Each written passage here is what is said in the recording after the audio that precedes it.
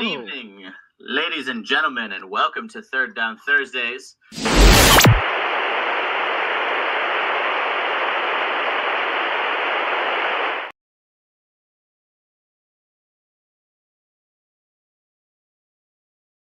Bruce, you asshole. You muted it. That's crazy. I was getting ready to legitimately didn't mean to do that. That's my bad. No, no joke. I think it was an nasty. auto thing. That's nasty. The show, boys. I promise you that was not me. I promise you. All right, keep going. Let's go, boys. All right, it is a Friday. It is December the 12th. I am Jack Gaffney. I'm alongside Kenny, the coach. Kenny, my friend, what's going on? Big week for you, obviously, with Ohio State. Both losing, but also kind of winning, but obviously in a messed up way. We'll obviously get to that. But how are we feeling? Yeah, I'm excited. This is a great week for college football. A great week for the sport in general. Let me tell you, it's pretty good. How you doing, Jack? I am doing good. I am tired, as I always am. It was usually crash around this time, but always nice to hang out on a Friday night. Absolutely. And I guess we just get straight into it with our first segment of the evening with the 10-piece. So last night, we had, I got another in a line of just really, I'll say mediocre primetime NFL games. It's like a month, it's kind of like a good one, which is really disappointing. But one of the worst losses really all year by any team for the Bucs, who coming out of their bye week, again, they were 6-2 going into their, I believe, their week 9 bye. Since then, they're 1-5 now. And they're looking down the barrel, missing the playoffs, because there's just no way a team in the South's getting a wild cards. But so it's not looking good. All of this to say, is it panic button time for them? Oh, 100%. I think now it's beyond panic button time because you've run into several situations where again, they've been battling injuries all year long. You've had some issues with your receiving core now. And it's just not looking good. Baker Mayfield's kind of coming out a little flat now. I'm not seeing a lot of the impressive, and he's not walking around with that cockiness anymore either. So I think that really takes away from the whole aspect of their offense too. A lot of the confidence is gone. So it's definitely time to worry down in Tampa. And I will say, as cool as the creamsicle jerseys are, it does harken back to a time where they were real losers. So I don't know if last night was the night to pull out those creamsicles, but they did it anyways. A fitting loss with that in mind, but I mean, this kind of felt like a team earlier in the season where this could have been down the pipeline for them. Because remember that second game they won against the Texans earlier in the year? Oh yeah. Where it's just like they're just scratching and clawing to just get these wins. So I'm not surprised that this has now happened. Now, obviously, all the injuries again. Like Ben Bredeson, he ends up getting hurt for the year. I think Luka Decky missed a ton of time this year. The right tackle, who was, I believe, second team All-Pro last year. I believe so. Jamel Dean, I think he got dinged up in this game. But, like, everything's kind of falling apart now. But it's like, this all really started off them losing to 3 back-to-back-to-back really good teams in the Patriots, the Rams, and the Bills. And they just haven't really recovered from that, which makes really no sense to me because it felt like they were competitive against good teams. Right. Yeah. Yeah. It's been an interesting run for them because like they were scrappy in the beginning of the season. They were winning on some real grit, and then those losses. I almost feel like the Rams broke their back. I think that was it, and that was kind of the moment where you went, oh, maybe this isn't the one. Maybe this isn't the Buccaneers team that everybody's expecting them to be, or started to expect them to be, because they were, I think they came out of nowhere to begin the season with. I don't think that they were going to be favorites to win the division at all, but they looked really good for those first 8 weeks, that first half of the season, and it's just been completely different down the stretch. They're losing at the absolute wrong time. This is where teams are expecting to pull together, and they're not doing it right now. I remember that Seattle game in Seattle where Buka had, I think it was like 6 total catches, but like 140 something yards. I'm like, this team just gonna steamroll the NFC. It would appear, but they decided against that apparently, which is just not good for them. No, and again, they have 3 games left now. 2 of them are against the Carolina Panthers. I can't imagine that they're going to win this division, but we'll have to see. And I think their other game is against, if I'm not mistaken, I think it's the Eagles. But I could be wrong there. But we'll get to that. Well, right, but and you don't know which Eagles team you're going to get anymore either. Yep. Shout out to man, rip the positivity bunny, man. That's devastating. That was the oddest choice I think I've ever seen for a football locker room in a long time. It was a bit strange for me. I hope it's still there, just deflated. There's like a bunch of it's just collapse on itself. It collapsed on itself with a bunch of stab holes in it. I feel like that'd be even better. For Philadelphia too. Yeah, the Rage Bunny. That's just there. All right, we're gonna stick in Tampa last night because a guy who I have never given up on, not even for a second, had the game of his life last night. Kenny. Oh yeah. 166 yards, 3 touchdowns. Kyle Pitts, baby. Yeah. Every single friend group in this country has a guy who's been like, I'm just gonna take Kyle Pitts every year in fantasy. Every friend group in this country guaranteed has that one guy. Today and then last night, best 48-hour stretch of that person's life. I am that person. I never want Kyle Pitts. Never. So, but it is worth mentioning with Kyle Pitts. He is a free agent coming up at the end of the year. Mm-hmm.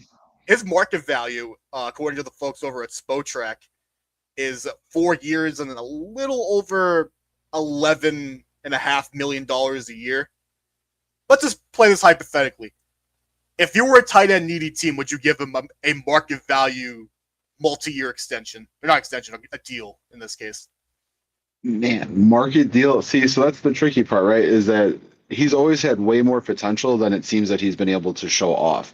So to sit there and say, 4 years, nearly $50 million over that stretch, that'd be a tough ask for me. Just because you haven't gotten that consistently proven track record, you are gambling a lot on that consistency that just hasn't been there. You're hoping that superstar from last night shows up 17 weeks out of the year. So while I don't necessarily disagree with the ask, $11.5–12 million per season, I don't necessarily disagree with it as a Kyle Pitts fan. I would have a hard time actually pulling the trigger on that deal. I think I would be pushing for a little bit less, maybe $9.5–10 million, and he'd probably walk away from that table too. I would do this so quickly it'd make your head spin, but I'm gonna give you a team that I think should be all over this. It's the Kansas City Chiefs that should be all over this. Okay, I agree. Again, there's no way Travis Kelce's playing next year. None. I saw that dude. The fact that the Chiefs season basically ended last Sunday straight because of him is like the greatest thing that could have ever happened to me. Because I don't really hate the Chiefs. I do hate Travis Kelce. Let's make no thoughts about that. I hate Travis Kelce. Him being responsible for that last pick was like the funniest possible outcome.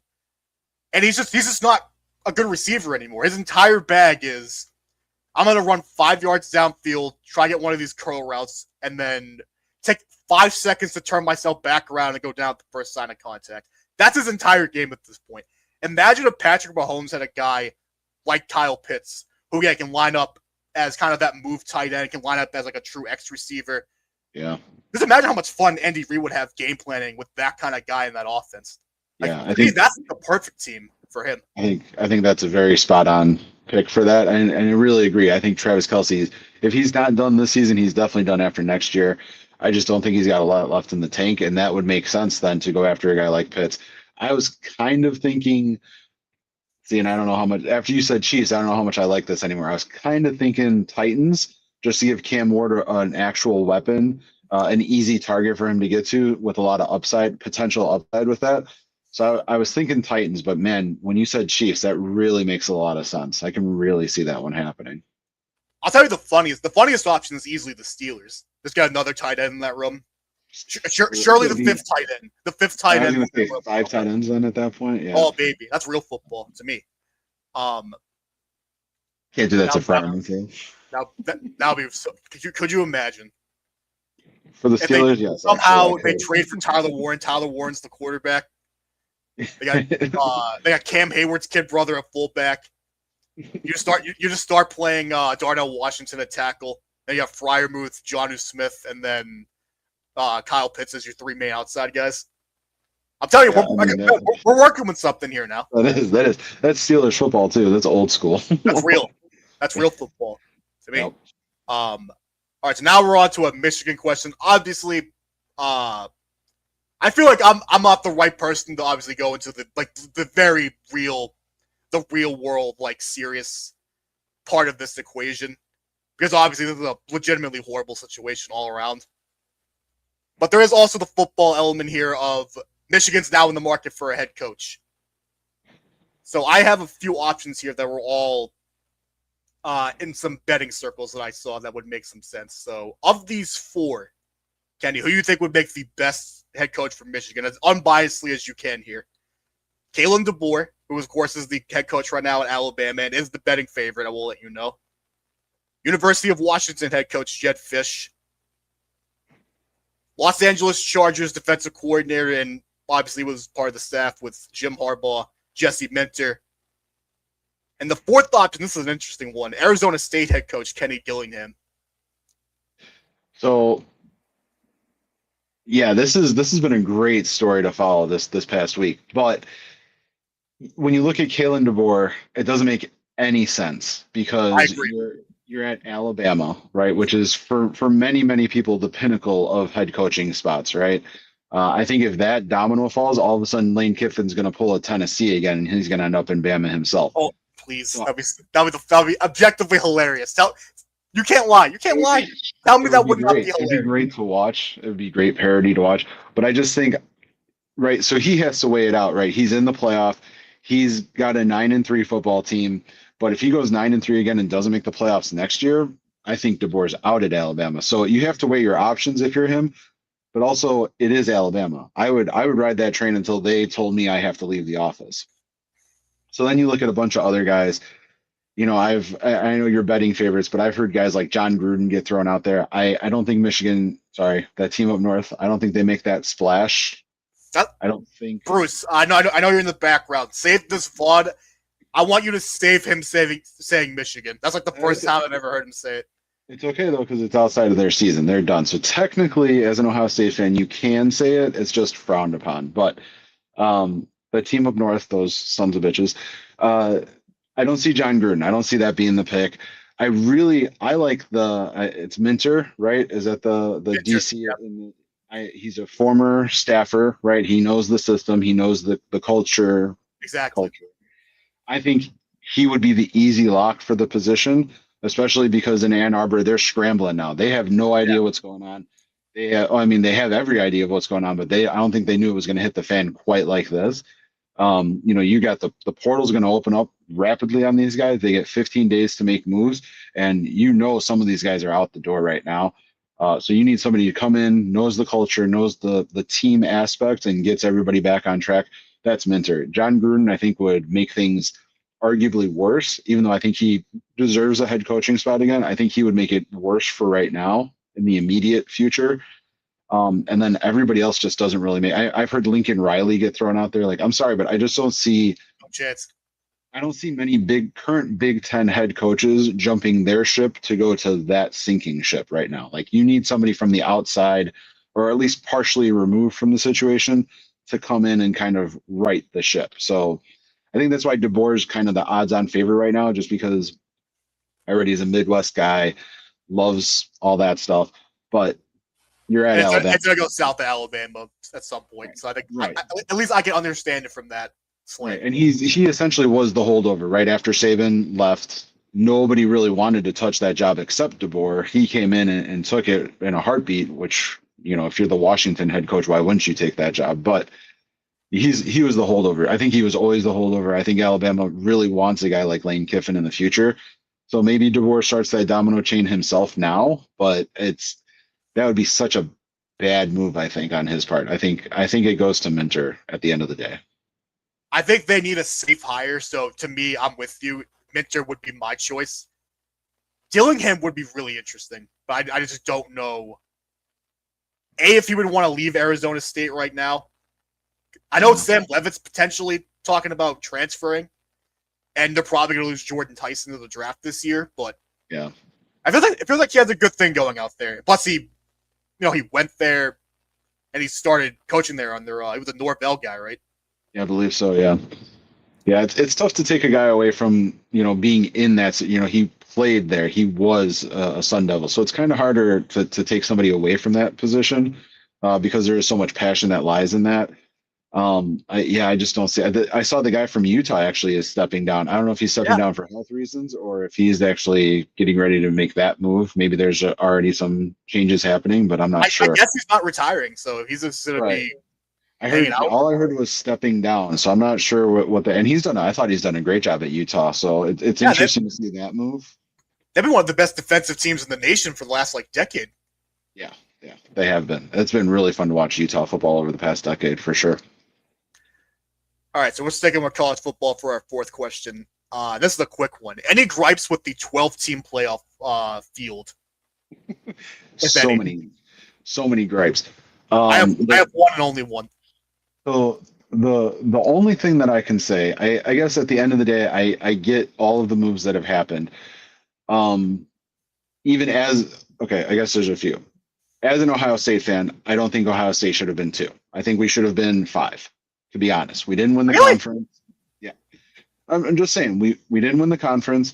There was a lot of other teams out there, arguably that when they win their conference or when they've had a good stretch like they have, I could have easily been okay with Ohio State dropping to 5. I'm ecstatic that they're 2, right? Get the bye, get to go to the Cotton Bowl, see what happens between Texas A&M and Miami. That's all well and good. I would have been okay with us dropping to 5. And the reason why is because I think Alabama should not be in the playoff at 9-3, losing their conference title. And I think if you have Alabama and Ohio State both making the playoff, losing the conference title, then why isn't BYU in the conversation for the playoff, right? And the reason why Ohio State didn't drop any spots, or they dropped 1 spot because they lost the conference championship, is so that you can get Alabama into the playoff by not having them suffer a loss as the conference champion. So all that being said, I know the major talking point is Notre Dame. And I get Notre Dame not being in the playoff 100%. What I don't get is why they were ranked ahead of Miami on Tuesday. And then they didn't play a game, and then they lost that spot to Miami, who also didn't play a game. So those are my that was strictly just to try to get people's hopes up. Yeah, which is objectively funny as someone who hates Notre Dame, but this doesn't make any sense. I'm sure you're happy about this, but buddy, I'm not the biggest Notre Dame fan in the world either. Being an Ohio State fan, there's that natural rivalry between the two schools. The only commonality that we have is that we both hate the team up north so much. But at the same time, it just doesn't make sense to me when you sit there and you have a ranking show, right? You spend 2 hours talking about these rankings, and then just for 5 days later for it to be completely turned upside down because now Miami is considered better. I don't know. I think there was something wasn't quite right there. And now this whole memorandum of understanding comes out. I think that's messed up too. I think there's a lot of conversations to be. We'll get to that, buddy. I know. All right, so I'll tell you the one thing that I would have changed genuinely. I have a more overarching point. The only thing that I would have changed with this field, I would have bumped Bama out because I firmly believe that as a human right, you should not be a 3-loss team and be in a 12-team playoff. You just shouldn't. Right. And unless you win the conference. Yeah, unless you win. Yeah, and even then, it's okay, what conference did you? Yeah, exactly. But Kenny, we had again. This all would have been prevented. All of the arguing. All of the crying and the whining in the college football world would have been prevented if we went back to an incredible system, a beautiful system, what many called it. No, we did, Kenny. We went back in my day. We went beep boop bop up to IBM Watson. Beep boop bop. Who are the 2 best teams in college football? And IBM Watson would tell us the 2 best teams in college football without fail every year and said, this is your national championship game. This is the bowl game they're playing in. We had a great system. It was called the BCS. It was incredible. And they took that from me. They took it from me, Kenny. I agree it was a beautiful system, but it was a flawed system. There were many flaws in that system because it heavily favored the SEC. And I know I'm sounding Big Ten biased with that, but it was not a perfect system, which is why you went to the 4-team playoff, which almost was a perfect system, almost. And then they just leapfrogged what would have made it perfect 6 or 8 team playoff, and you jumped into the 12 team territory. Only 1 year later to be talking, oh, we needed 16, we need 24 teams, and eventually it's going to be March Madness, where we're going to have to figure out a 6 game season now. Your conference championship is going to be in November, and then you're going to set the table so you can have a huge tournament throughout bowl season. And maybe that's more fun. Who knows? I'm not quite sure on that. But I think you almost had the perfect system. I know you're a BCS fan. Almost had that perfect system, breaking away from it with a 4 to maybe 8 team playoff, and you just crushed that with this whole 12 team nonsense. And then to still not have any sort of concept of reality, any sort of precedent being set with this stuff. And you're just every year you're just coming out. Well, this year it's a different format. It's the eye test this year. Next year it's the resume. Next year it's strength of schedule. What are we doing here? Next year it's war runs created.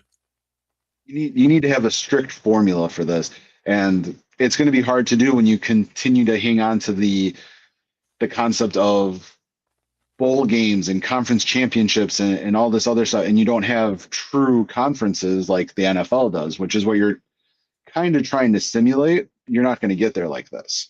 You're going to miss it every time. You're going to make a mistake almost every time by having a panel of people and their bias voting on it. Yeah. And it's funny, I will say, it's funny you brought up the SEC bias. Because you want to know what the national title game would have been under the BCS? Sure. It would have been Indiana versus Ohio State.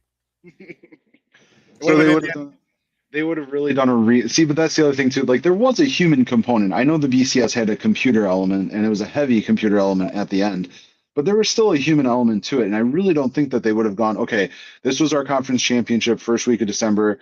Now we're going to go to Pasadena, and this is going to be Big Ten versus Big Ten. They did it for the SEC a couple of times, but I think one team was outside of the top two going into the conference championship week, and then they snuck in after teams had lost. So I mean, it gets very tricky though. But that BCS system was never truly accurate. I think the ultimate logic that I have is like, there's far closer to only 2 good teams in college football than there are being 12. And I hate this. I fucking hate this logic of like, we can't have these group of 5 teams in. Because then we start getting into the self-cannibalizing rhetoric. That's going to lead to like, okay, let's just pretend that 75% of the sport doesn't matter. And then what's going to happen is, I guarantee it, if this does happen, they're going to start talking about kicking teams out of like the SEC and Big Ten. I guarantee you this will happen. Guarantee it. Yeah. So we're talking like Arkansas, potentially Kentucky, like in the SEC. Like I guarantee you this will happen. Yeah, and then every year they talk about why is Purdue in the Big Ten? Why is Rutgers in the Big Ten? Because it arguably at times Purdue comes out and upsets teams every once in a while, but Rutgers never really made a whole lot of sense except for the TV network, the networking deal, the marketing in the Northeast. Never made any sense in the Big Ten. So I mean, you're going to start hearing those kind of things where we're going to start talking about. I've heard it already. Relegation of teams. You'll have a lower tier for the Big Ten. The MAC becomes the low tier. And Purdue is fighting for their last spot in the Big Ten every year, and then you get Ohio coming up, stuff like that. I don't think that happens. I think you get a lot more closer to more independent teams. You're hearing a lot of clamor right now for Notre Dame to join a conference, but I think what people are going to start seeing is the fact that they make all that money when they go to a bowl game. They make all of that money themselves. They don't have to share with the conference. So I think what you're really going to start seeing is some of these powerhouse football teams leave the Big Ten, leave the SEC for the independent state, knowing that if you get a memorandum and all of a sudden you're in anyways. Well, I'm glad you brought up Notre Dame, because question number 5 is, what are your thoughts on Notre Dame getting an automatic bid into next year's college football playoffs if they are ranked at least number 12, as well as the possibility that some conferences may freeze them out on the scheduling front moving forward because of this? So I think the freezing out thing is bullshit because fuck Notre Dame.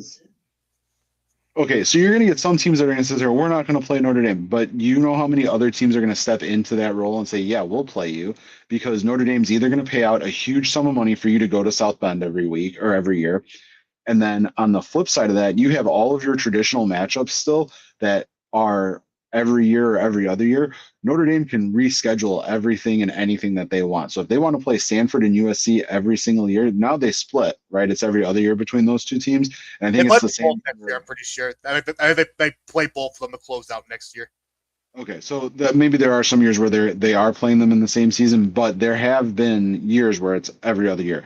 You can start bringing those teams back in. You can start playing, the Wolverines and Michigan State. You can start, and you're going to find other schools.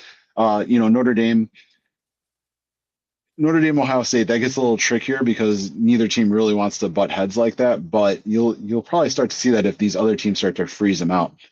And as far as the memorandum goes, it's just on paper. These are things that college football fans have known forever. Whether you're a fan of Notre Dame or whether you hate Notre Dame with a passion, you know that there is a certain bias that somebody wants Notre Dame in there because Notre Dame is the Dallas Cowboys of college football. They are fan favorites. They have a huge following, whether it's deserved or not. You get all sorts. You get that, and when they're in the national championship against Ohio State, those ratings I don't think could have been much better. You weren't going to get that with, Alabama Auburn in the national title game.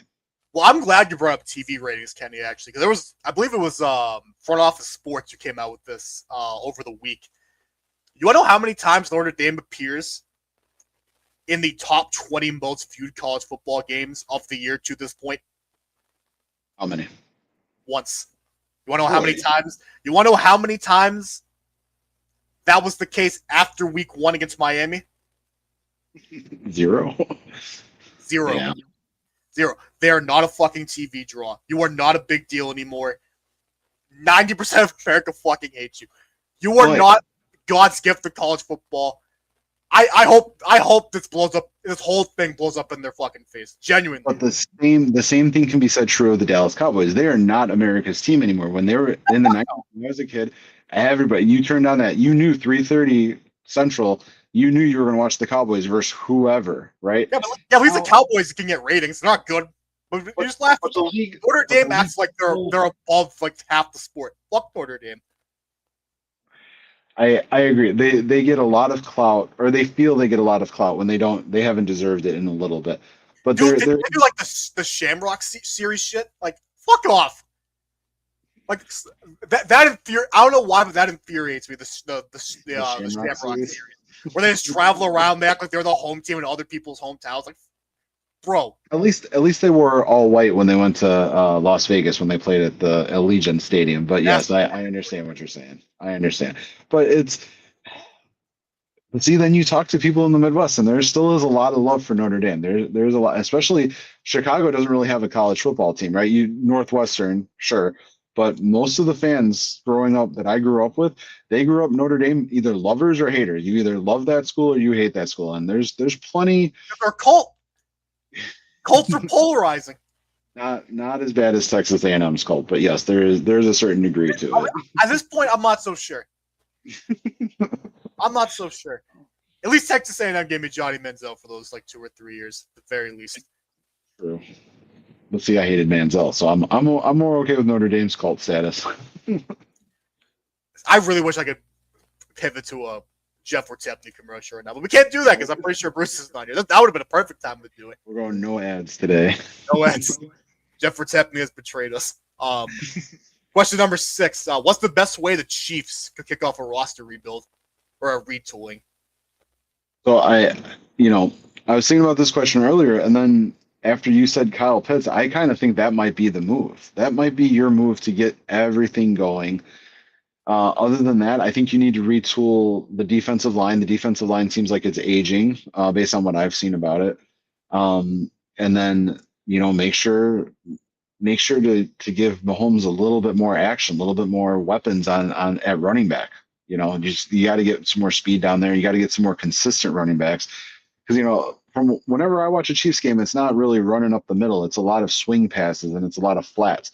I think you need a true, thunder and lightning type running back tandem, where you can have somebody running between the tackles and then you got somebody flaring out to the outside and creating all sorts of problems for everybody. So there's a lot of things that the Chiefs can do, but after your earlier question, I really think Pitts is the move that starts everything. To me, it's Pitts. You give him, again, overpay for him if you have to. Again, it's kind of the same thing here. Other side of the ball. I think you need another premier, not necessarily premier, but a guy who is a serviceable, 5 to 8 sack a year guy that can conceivably pair up with Karlaftis. And I think potentially that guy is K'Lavon Chai, or why am I blank? I always mess his name up. I feel horrible. Jason from the Patriots, who could be in line for a big payday come this offseason. And then the draft, if he's there, and I guess he was talking today, he might stick at Notre Dame, ironically enough, for another year. Jeremiah Love. I don't know why he would stick at Notre Dame for another year. I don't think his draft stock's going to get. I don't think the draft stock gets much higher though for him right now. I think. No, I agree. I think he has accomplished as much as he's going to accomplish in South Bend. I think the logical choice is for him to make that jump to the NFL. And like you said, if he's there for the Chiefs to take him, I'm not looking at the draft breakdown just yet. It's a little early for me, but also maybe just saying if they either move up a little bit or if he slips a little bit, Caleb Downs would be a great addition from the draft for the Chiefs, I think. Well, Caleb Downs is going to slip. It's because he's a safety, and the NFL has repeatedly looked at America and has said, as a league collectively, we do not care about the safety positions. Yeah. And last year with Malachi Starks, look at him now with the Ravens. I had him as a top 5 player in last year's draft. They're absolutely going to do the same thing as Caleb Downs, who I have as my number 1 player in this draft.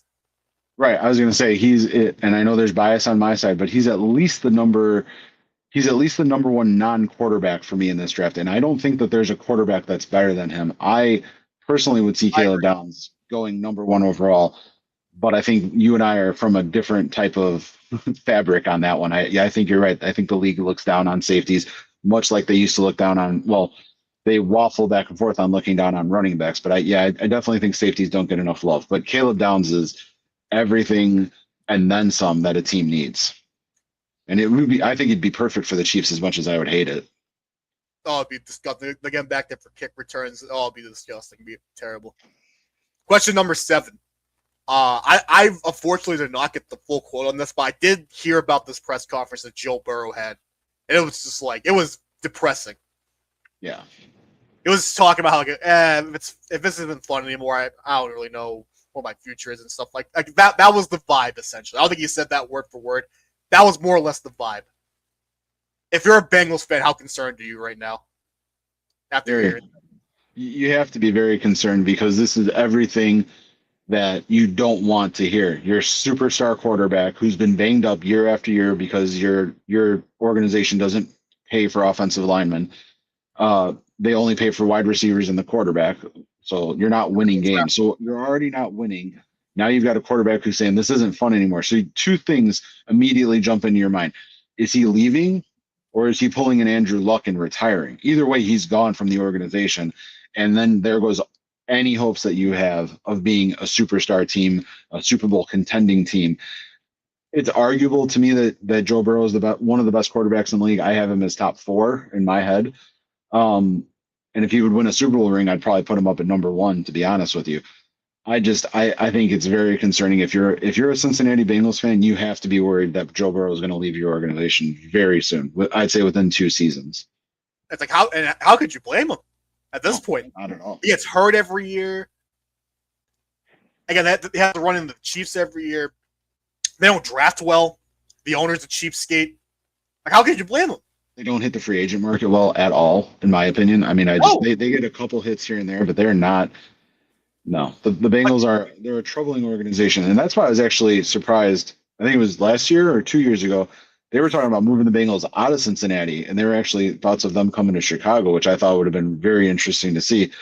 But it's the same stuff, It's the owner was just looking for a new stadium deal. The White Sox have filled that year after year for the past 30 seasons. It's just the Bengals organization is a joke to me. They only care about what's lining their pockets. They don't really care about their quarterback. They don't care about a winning culture. So yeah, God no. Again, the fact that they went to a Super Bowl in 2021, that was just the bonus for Mike Brown. Absolutely, Right, and then he just made a ton of money off the sales of that. Yeah, exactly. Make a ton of money off the Super Bowl suites. Are you kidding me? Yeah. Oh my god. I am gravely concerned if I'm a Cincinnati Bengals fan. Gravely concerned. You have to be. And there were a ton of. I remember, like, you remember back in like week 6 when it was like on Get Up on ESPN where like Mike Greenberg was like floating it out there. And I think he wouldn't have done this unless he kind of had like an inkling.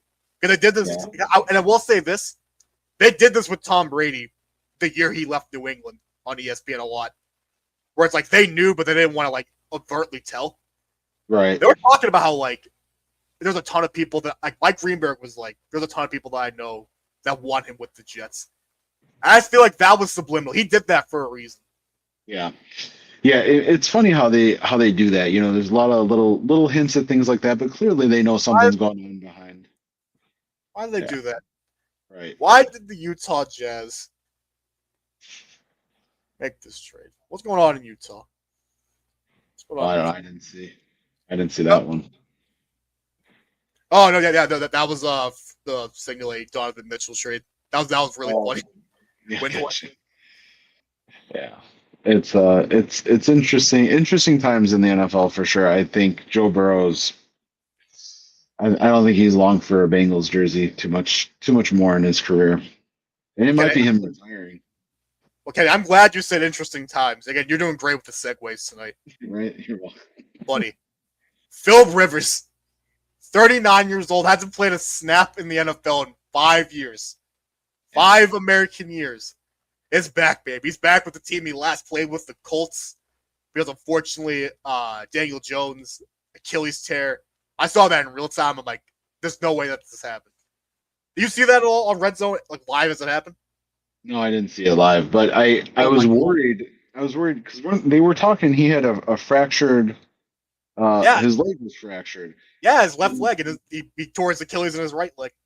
Oh, it was the right leg. Okay, but usually when you have a leg injury and you continue to play on it, that's when you start to worry about a ruptured Achilles because it just, especially I know basketball does it all the time. But it's so worrisome to sit there and I get it because right now he's on a prove it kind of deal where he needs to sit there and prove that he still belongs in this league. But man, that was devastating to watch. I don't know. I think I know that's not your question, but I think the Indianapolis Colts organization should be a little ashamed of themselves. I think they should have benched him, or they should have sat there and said, "It's not working. You don't need to do this. It's not worth it. It's not worth it." But here they are, and then they go after Philip Rivers. Old man Philip Rivers, man, unbelievable. Yeah. So the question is, what is the realistic expectation for Philip Rivers with 5 years on the proverbial bench? And we're talking pre-show. He's been running effectively that offense for his high school or his son's high school football team. Yeah, it's So for me, I think the reasonable expectation is a lot of rust and hopefully a guy that can manage the game.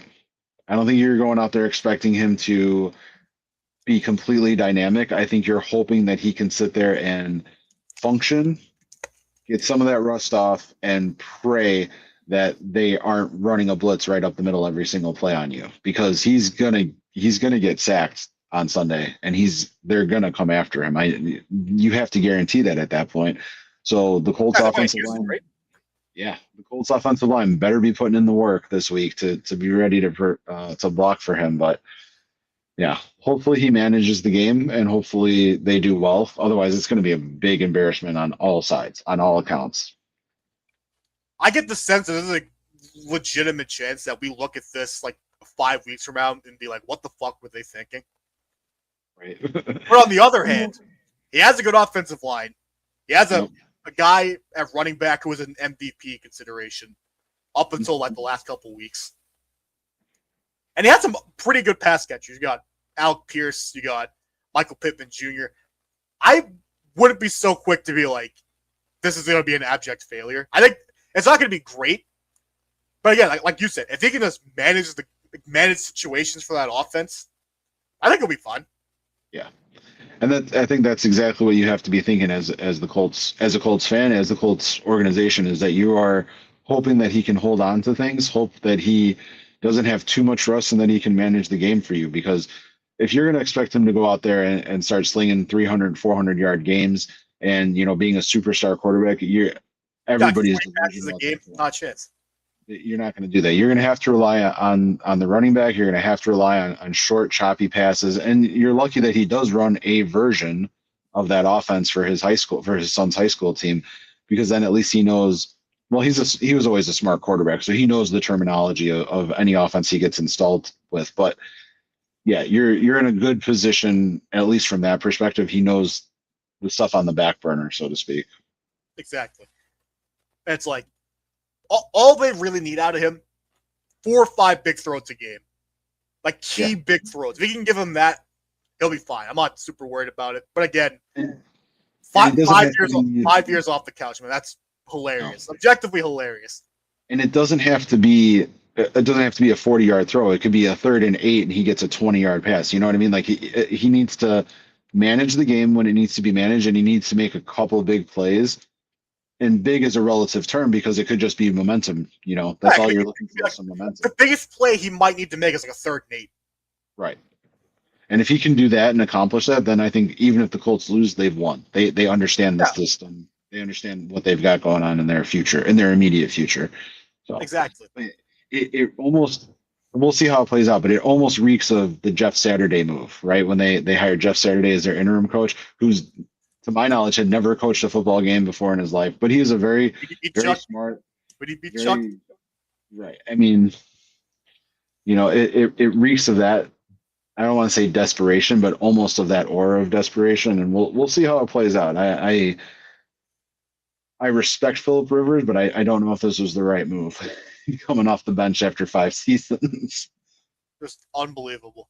I don't think I'll ever forget when I saw the notification from, I think it was Rappaport, the first person I saw this from. I'm like, this has to be a bit. Right. It was not a bit, and he's going to be starting. NFL memes or something like that. I was like, wait a minute now. I got Centel. No, I was in fact not Centel. So I have 2 options here for question number 9. How much have you been following the winter meetings? Enough to know that I hate the Dodgers more than ever. All right. Who's the biggest winner and the biggest loser of winter meetings, which I believe are closing today? So, yeah, I would... Man. So only because, and I, as far as I know, it's a little bit more than a rumor, but if the Dodgers would have been able to pull off the Skubal deal, I think that would have made them the clear winners of the winter meetings. Right now, to me, it's neck and neck between them and the Orioles, because the Orioles at least got Alonso out of the deal. And I think Alonso is going to be a great pickup for that team. I think that solidifies all the bats that they need. And I don't know if they needed defense with, you already had Mayo at first base, but now you've got Mayo as trade bait for maybe a potential pitching move. But man, if the Dodgers can move and get Skubal out of Detroit, they would easily be the best. That's the best deal, because they've already got Diaz, who I think is a great move. And then the only other thing I can think of was the closer from the Padres left. Where did he go? Atlanta? I believe, Robert Suarez. I believe he went to the Braves. Yeah. So it's arguable that those 3 teams are potentially the best in this offseason. And I think the Cubs are the biggest losers, to be honest with you. They have tons of money. They don't ever spend any money. I think they picked up, didn't they pick up a secondhand reliever from Boston or something like that? So I mean, that's they could have done a whole bunch of stuff, but now they're talking about trading. I heard rumors that they're trading Nico Horner. They're not closing in on. It doesn't seem like anybody wants Tucker anymore, which is surprising to me. But they're not closing. Is it a Morse guy? Yeah, then maybe that's why. Well, there you go. Now listen, we're gonna get this 2-year deal with a 1-year opt-out, and then you're gonna get an even bigger contract next year, and that bigger contract's never gonna come. Right. Yeah. And then the only thing I can think of is, I guess, Schwarber returned to Philly, right? Devastating. Yeah, I know that. I think that breaks almost everybody's heart, because everybody thought they were going to get Schwarber out of that deal. Like even the Reds threw an offer at Schwarber, which I thought was crazy. You never see the Reds spend any money in free agency, so for them to even go after Schwarber, that was interesting. So I get that offer was like never close But still, for them to even throw something out there, that was like when the White Sox were looking at Bryce Harper. Like as a White Sox fan, I knew we weren't getting Bryce Harper, but it was interesting. Oh wow, we might actually make some sort of move on this. Yeah, it's winter meetings are always fun to watch. So the big winner to me is I would probably say the Dodgers because number one, you're still the Dodgers. Number two, you brought in a guy who I don't know if he's going to necessarily be closing for them, but obviously I think Diaz is going to be a good arm for them. You will never guess who my big loser is. You'll never guess. Are you going to say the Red Sox? It is the Boston Red Sox. Okay, I actually want to preface this. I actually did not want them to get Alonso, genuinely. I didn't want to pay him, whatever he ended up getting 5 years and yeah. However, to be so cheap that the Baltimore Orioles are outbidding you for guys. That's why I think that sums it up, man. Like you were not serious about winning. Right. I think the Orioles are winners because again, they're kind of like Cincinnati. You never really hear them spending a ton of money. They've got all sorts of bats in their prospect system. They've got all sorts of talent that eventually will walk away from the Orioles organization. But for them to go out and get Alonso, and I don't know if it was a steal, but you still have a lot of talent in Alonso. I think he had if I remember correctly, not the best of years last season. Yeah, he'll be a solid bat for them. But yeah, you get that solid bat. I think you get at least 2 years, and so maybe that's what the Orioles are thinking is now they have a 2-year window to win the East. But yeah, the problem is they don't have any pitching though. For the Red Sox, you missed out on the guy you told anyone and everyone you were all in on, and Pete Alonso. Yeah, your backup target, Ketel Marte. You're not even going to come anywhere close to what he's going to end up going for in a trade. Because again, all fucking Chicago Cubs guy Craig Breslow. Thanks, Bruce. Really fucking appreciate him. All he cares about is his baseball prospect rankings, his Baseball America rankings. Doesn't care about the Major League roster. Doesn't care at all. So we're gonna be stuck with a roster of NPCs and bootstraps Jaron Duran because he doesn't want to go out and get a asses and seats guy and Ketel Marte. So I heard a rumor that I don't know how much of a rumor it is, but I had heard that the Red Sox had been calling the White Sox several times about Kyle Teal, who the Red Sox gave Teal to the White Sox I think 2 seasons ago now. So I think that's very interesting too, that I guess there's a little bit of seller's remorse on that one because I think Teal is real. He's got a legit chance of being a superstar. That sounds pathetic enough that it's right up of Craig Breslow's wheelhouse, if I'm being honest. We spent a long time being your farm club, so for you guys to be trying to get one of your guys back, that's kind of interesting to me. Hilarious. They won't spend for anybody. I think I saw something along the lines of they're terrified of these multi-year deals. Like, you don't want to win. You don't want to fucking win. You have to give out multi-year deals to guys. That's how the fucking game works. You fucking idiots. It's surprising because, in the early 2000s, that's what the Red Sox were doing. The Red Sox were big on signing anybody I don't know about anybody, but they were big in the free agent market. They were getting all sorts of names. They were really contending with the Yankees in terms of, star power for a long time. And then now just after 2015, you guys are just kind of petered out with that. Now we have a roster. Half the fucking guys in this roster could walk through downtown Boston and just be fucking a ghost. Abraham Toro? You think anybody is recognizing Abraham Toro walking down downtown Boston? Not a fucking chance. Romy Gonzalez? Yeah, sure. But are you high? Is it Roman Anthony? Are you guys high on him still or no? No, yeah. Roman Anthony's gonna be good. I think roughly the same about Marcelo Meyer. But again, these random dudes, you've never heard of half the people on this fucking roster. Ever.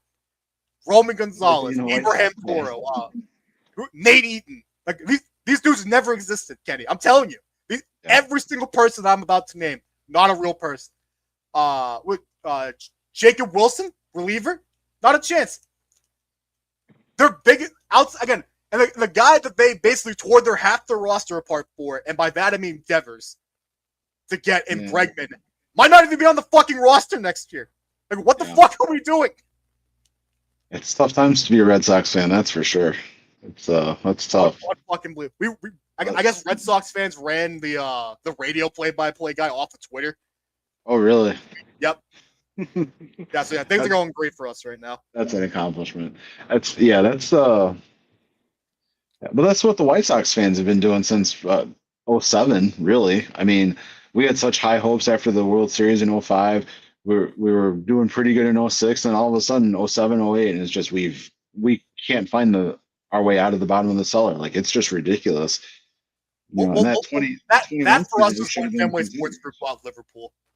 That was that for us. Right. Didn't make a whole lot of sense, huh? No.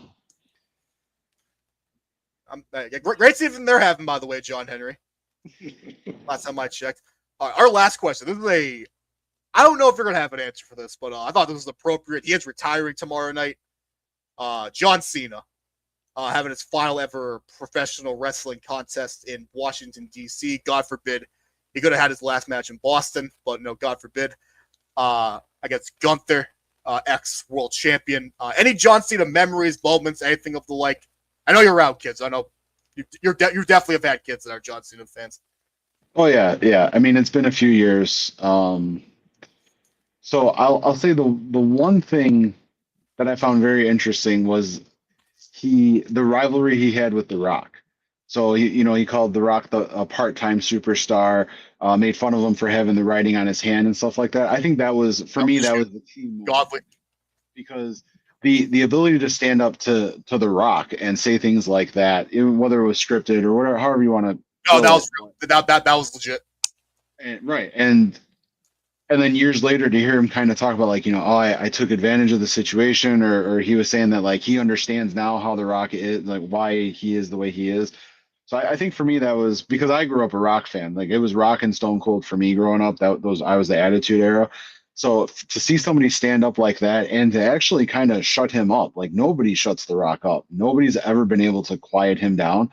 And to see that in that brief few moments like that, that was it for me. And I don't know if that's what you're looking for, or if you're looking for a specific match.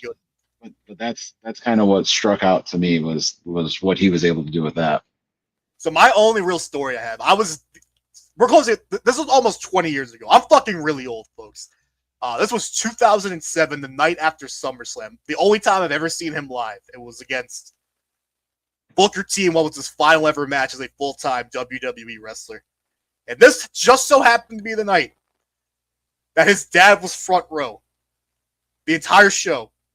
And at the end of the show, one Randall Keith Orton would take him, jettison him to the ringside area, and then punt his head clean through the uprights. And again, I was 7 years old at the time. I was traumatized. I thought I saw a man die, Kenny. Genuinely thought I saw a man die. I believe this was late August 2007. This 50-year-old man assaulted by this what's the word I can use for Randy Orton at this time? He wasn't bald at this point. This conniving asshole. There you go. And that legitimately scarred me as a 7-year-old. But I mean, John Cena, man, what a guy. Yeah, good career for sure. I really appreciate what he was able to do after the Attitude Era. It was he started, I think, around the time, or a little bit after, actually, when I stopped watching. So to see what he was able to do in the sort of the quote unquote Disney era of the sport, I think he did just fine. I think it was a good career.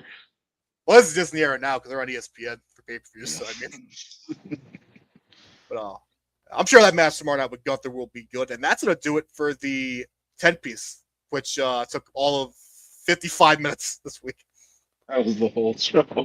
That was good. That was good. Only one. Actually, we technically have 2 football games this week, Kenny, correct? 2 major. We for sure have Army Navy, and I believe there is. Let me see. South Dakota versus Montana. Shout out to South Dakota. I know a guy in that staff. Yes, if you give me a second, I can pull up the scores on that. Or the final ever LA Bowl. Allegedly, I guess. Yeah, we'll see. We'll see how that works. Oh man, nothing's popping up. The Rob Gronkowski presents Los Angeles Bowl. I have the Army Navy thing up. Do you want me to do it?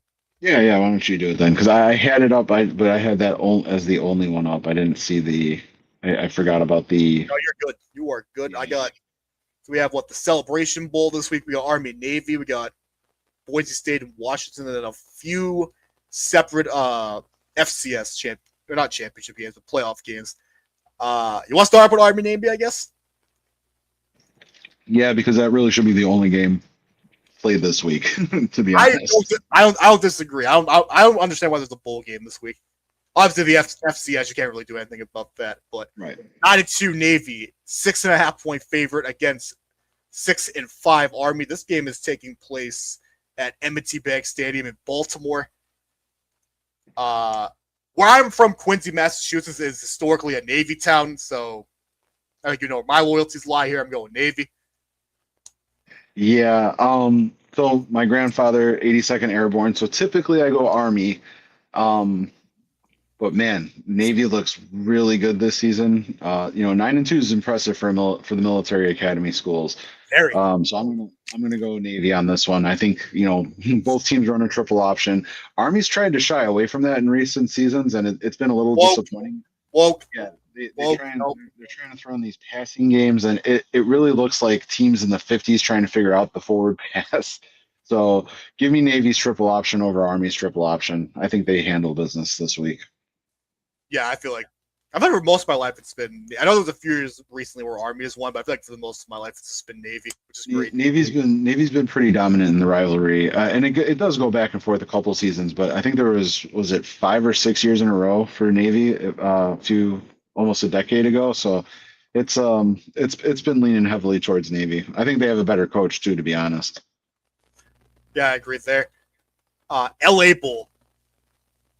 This is once the Gronk LA Bowl. You understand? You understand how prestigious this is. That Rob Gronkowski sponsored his own bowl game, and it's now going away a year later. That's neither here nor there. Washington versus Boise State. Washington a 10-point favorite over the Broncos, who were in this game, I believe, 2 years ago against. I couldn't have been Oregon, was it? I definitely scouted Ashton Genty in this game, but I don't remember who it was against. I don't think it was Oregon, but I'm not remembering who. I remember he went off in that game, but nevertheless, they are back here and they're a 10-point dog. I'm gonna go with Washington. So typically, I would pick Washington in this scenario, but Boise State shows up for bowl games well prepared, almost I would say better prepared than most teams actually get for these types of situations. They had that, I know it was eons ago at this point, but they had that upset in the Fiesta Bowl. I'm going to take Boise State. I think they at least cover the spread. I think they actually come out and outright win it, but I would definitely give them the covering. I think they'd be able to cover that 10-point spread easily. By the way, I do have the team. It was UCLA, so it wasn't super far off. That's the only bowl. We also have the Celebration Bowl this week, South Carolina State versus Prairie View. Okay. South Carolina State just gonna have a bulldog logo. We got the Celebration Bowl. I'll take South Carolina State. No, Bruce. Bruce walks away. Bruce I think he's just seeing for close to ending it. Not an ally. I also have the NFL games up if you don't. Sure, go for it. All right, here we go. NFL picks, ladies and gentlemen. We're going to start in Chicago, who they had a game last week. Bruce, what happened in that game? What happened? They started off super slow, and the Green Bay Packers are frauds. I don't think they're frauds. They're not frauds. They're not frauds. They're good. But legitimately, though, the Bears started super slow. I do think that game legitimized the Bears, though, as a team that is on the up and coming. Yeah, I agree. I think even in a loss, that shows that they're able to handle themselves for sure. Fair enough. They are 7.5-point favorites at home this week over the first time since the year 2000. 2002. The Cleveland Browns. Again, the total in this game is only 38. Is there snow in the forecast? That's what it's saying for me on CBS. No. -20 wind chill is what I've seen. No, that's real football. Give me the Bears. That's bear weather. That's what Lance Briggs told me. No such thing as bear weather. Bears win this game though. Lance Briggs would not appreciate that. I'm more of a Bears fan than you are, man. We belong in a dome. But yeah, I'll take the Bears because the Browns are terrible. Bruce, get him out of here. There's no way I'm going to a dome. But I will say though, there's no such thing as bear weather. You'll be happy when we host the Super Bowl, Bruce. So yes, we deserve it. Of course. We deserve a dome. Yeah. So we're gonna get a dome. I'm all for it. You heard this nonsense? Hashtag retractable. Domes? No, get out of here. No, because Indianapolis has a retractable dome and they unfurl it once every 5 seasons or something when Jim Irsay wants to fart in the wind. When he did want to fart in the wind, so no, there's no point in having. Next game, we go to Cincinnati. Kind of a gut check game here for the away team, which is the Baltimore Ravens. They are just about a field goal favorite here on the road at 2.5, the 51.5 point spread. Kind of a must win here to keep pace with the Steelers, and I think they do get it done. No T. Higgins in the lineup for the Bengals. I'm going with the Ravens.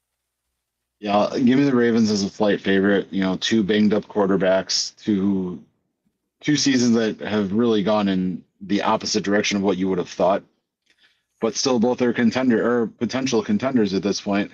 So I think just because the Ravens need this one, I think they come out with the win. Just barely though.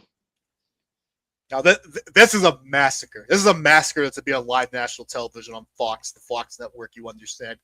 9.5 point favorites at home. We're talking the Houston Texans hosting the Arizona Cardinals. Jesus Christ, folks. 42.5 point spread. I need to know who's all out for the Cardinals. I know it was bad last week. I don't think it got any better. Yeah, it doesn't look like it's any better this week. It's Marvin Harrison Jr. I think he just returned to practice today, so the chance he plays. But I think we all know who's won this one. It's the Texans. Yeah, it's got to be the Texans. It's almost. I don't want to say a lock, but I think it's pretty close to a lock. Why did Bruce put that up? The dome comments? I don't know. All right. Speaking of blowouts, we probably have another one on deck. We're going to call this the Brady Cook game because he is starting for the away team here, the Jets, who are a 13.5 point underdog at Jacksonville. 41.5 point total. Yeah, Jags are skipping this game. Now, this might be the most. I don't think this is the best game on the schedule. This is definitely the most interesting. Because if the home team here, the Kansas City Chiefs, lose, and I think a couple other things go a certain way, they're out of the playoffs. If I am not mistaken. They host the Los Angeles Chargers. The Chiefs are favored by 5.5. I think the Chargers win this game. I mean, I want to see the drama unfold, so yeah, give me the Chargers. I genuinely do think the Chargers win this game. The Chiefs' offensive line is a fucking train wreck, Kenny. Yeah. Train wreck. Yeah, it's been pretty bad this season. Pretty bad. Travis Kelce's been washed for like 4 seasons now, but people only now are realizing it, except for me. And it's sad. Or really happy, depending on who you are. Hold on, time out, real quick. I actually was looking forward to this conversation earlier. On one of your questions that you talked about the how you can change the Chiefs roster, trade Kelce ASAP. For what? ASAP. I would trade him ASAP. Bye. For what? There's a team out there, Jack, that is going to take a Travis Kelce deal and give way too much. Yeah, I'm trading a firm handshake and some hand sanitizer. Yeah. They might throw in a Taylor Swift bra. Sure, anyway, deal. Maybe the best 1:00 window game of the entire season. CBS tells me that there's inclement weather in the forecast, and I can also confirm that may actually be the case. This is Bills at Patriots. If the Patriots win, they win the AFC East. Depending on what book you're at, this could be going either way, but I think the majority of which have Bills currently at -1.5 with a 49.5 point total. And just came up today that Christian Benford did not practice because of a toe injury, so that could be gigantic in this matchup. I've gone back and forth about this one all week. I'm going to go with the Patriots. The Bills, not really a good away team. And Josh Allen, for whatever reason, this hasn't not been a good road quarterback this year. Historically, he is good on the road in December, but for whatever reason this year, coming in, he just hasn't been as good. Rather pedestrian. Yeah, so I think if the Patriots defense can make the Bills one-dimensional, either way, either take away the running game or take away Josh Allen, which I think they're going to have more success taking away Josh Allen, it's an easy lock for me for the Patriots. I 1.5 point favorites. That seems kind of embarrassing to me. I would think that the Patriots can win by at least 10. So I will let you know. Bills, what are you guys doing? Every time James Cook has gone over 120 yards on the road, the Bills have won. Every time he's gone under on the road, the Bills have lost. I have that in my preview article. Shout out to Eli Drake. We now move on to, I think we have 2 games left in the 1 o'clock window. Washington at New York. This is what does this game do to glorify God? The answer is nothing. Give me the New York. And yeah, sure. All right, I'll just to be contrarian, I'll take the Commanders on the road. Fair enough. Stand for something, fall for nothing, things of that nature. Oh, I totally forgot about this game. This is the best game of the this is the best game of the 1 o'clock window. Are you kidding me? The Kenny Pickett revenge game. Raiders going cross country at 1 o'clock in the afternoon to play the Eagles, who are a 12.5 point favorite. How funny would how funny would it be? I think the Eagles fans riot in Philadelphia if they lose to the Raiders this week, so it'd be fun to watch. Fuck it, give me the Raiders. They're gonna avenge the other positivity, right? But I love that Bruce is just spamming every button he can. Right, he's got all of them going. I'll take the Eagles. I think that's the easy choice. but is it the funniest one? No, absolutely not. Which is why that's why I'm going with the Raiders. Like I got one of those a year. I'm going with one strictly for funny reasons. All right, big one in the 4 o'clock window. I believe this is national for all but like 2 markets in as far as CBS goes. This is Broncos hosting the Packers, who are favored on the road here. They're a 2.5 point favorite in Denver, and they've been playing really good football for the most part. Bruce, again, what happened on Sunday? Many are asking. What happened? I don't think it's going to be anything necessary that the Broncos do wrong in this game, but I am going to go with the Packers. So I feel like Jordan Love's playing some really good football right now, man. I think there's 2 sides of this, right? I think right now you got to be looking at, are the Packers starting to do all the right things at just the right time to make them a true playoff contender? And on the flip side, are the Broncos going to be able to stymie that and hold them off, especially playing Mile High? So I think just because it's in Denver, I'll take the Broncos on this one. But I would not be surprised at all if the Packers pull off the win and continue to look very impressive as they move towards the playoffs, unfortunately. Certainly fair enough. The Broncos undefeated at home this year. Next up, we move to Los Angeles. Not super far away from Denver, relatively speaking.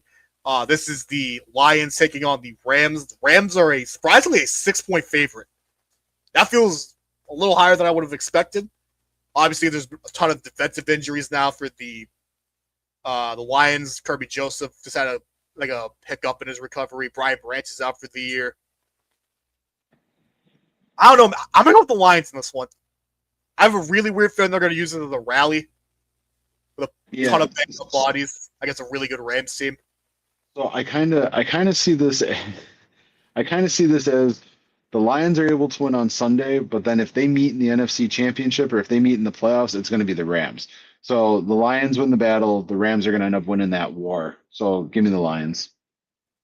I think it's bad if I know exactly what game that's from. It's from Pats Packers 2022, the Bailey Zappi game.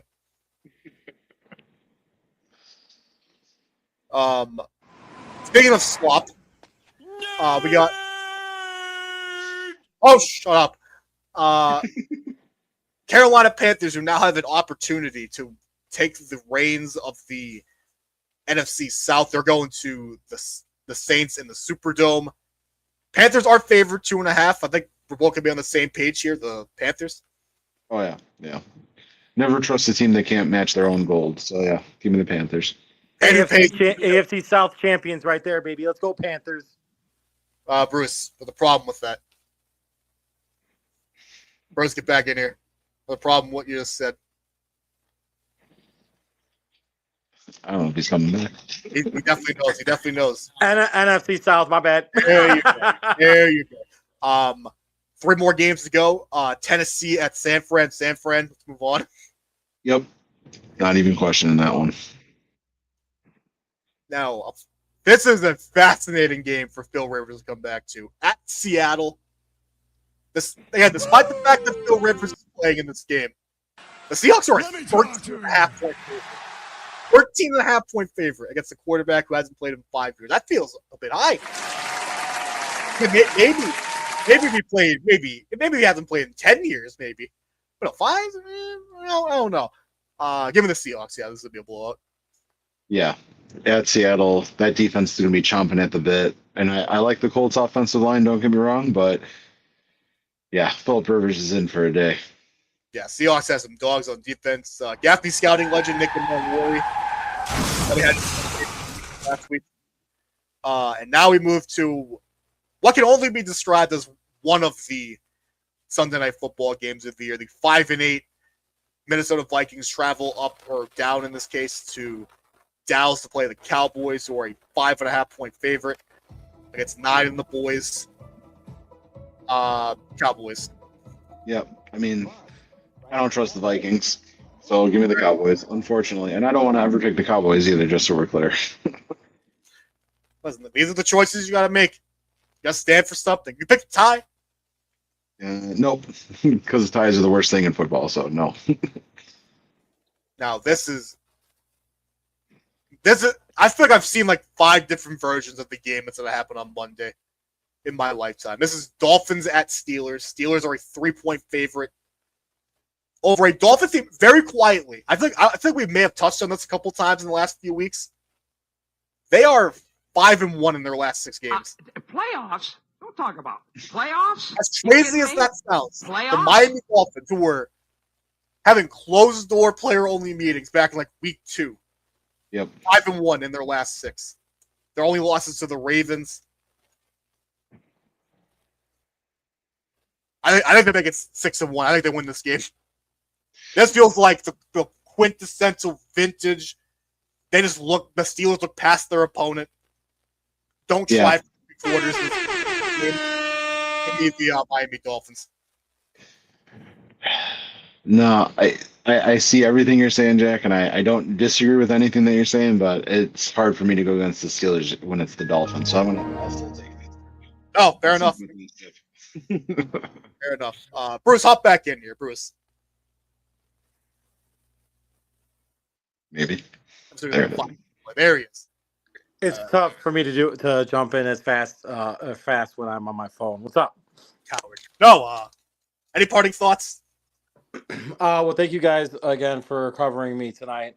Having to juggle multiple things at one time is super difficult, so it's much appreciated. Parting thoughts, though. 100% agree. I think the Dolphins actually make the playoffs. That's a long shot, but I think they make the playoffs. Bills win. Come on now. Josh Allen just announced that they're having a baby. Let's get it. Let's go. And then what else we got?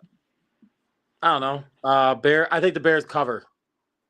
Also, Rams win, but Lions cover. That's a ridiculous line. Yeah, I saw that just now. I'm like, that feels a little high, even for the Rams. That's ridiculous. Ridiculous. But thank you guys so much. You guys got any parting things you want to say? Jack, are you a Bruins fan? Oh, I know. The jerseys are bad. I